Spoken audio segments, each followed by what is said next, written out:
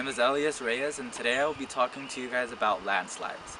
Landslides are natural geological phenomena that range from slow to fast debris flows. A landslide is the movement of rock down a slope.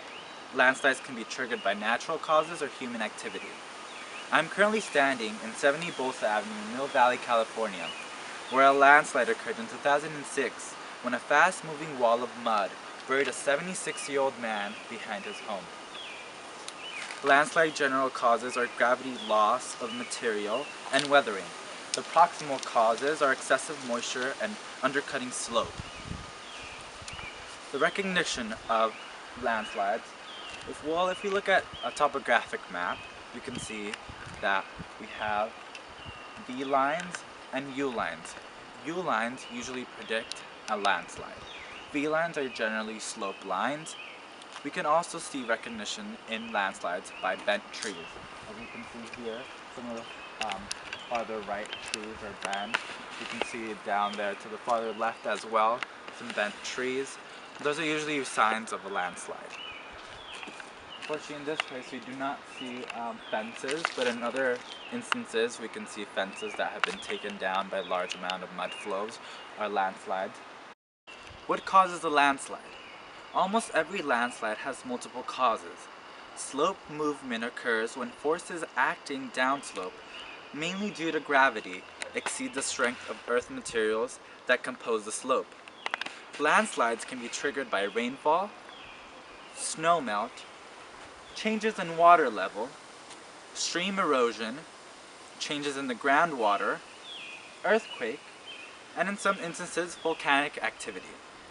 Disturbance by human activity or other combination are some of these other factors.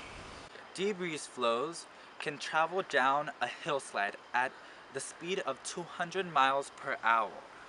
More commonly 30 to 50 miles per hour, depending on the slope angle, water content, volume in the flow, and these flows are initiated by the heavy periods in rainfall, but sometimes can happen as a result of short bursts of concentrated rainfall or other factors in susceptible areas.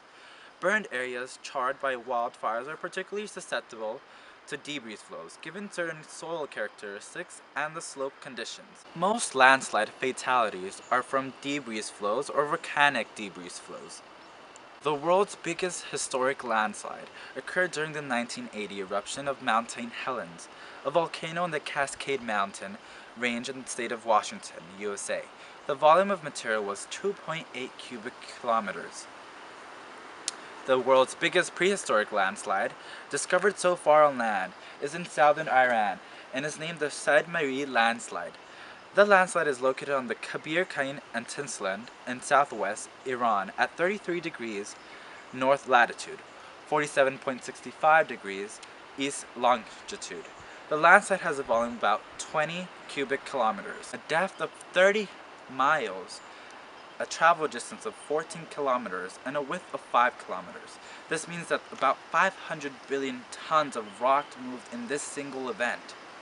Landslides are harmful events, but if you already find yourself living in the area of a potential landslide, they are still temporary solutions to this problem. Some mitigation plans are tarps, retaining walls, drainage pipes, rock bolts, and vegetation trees.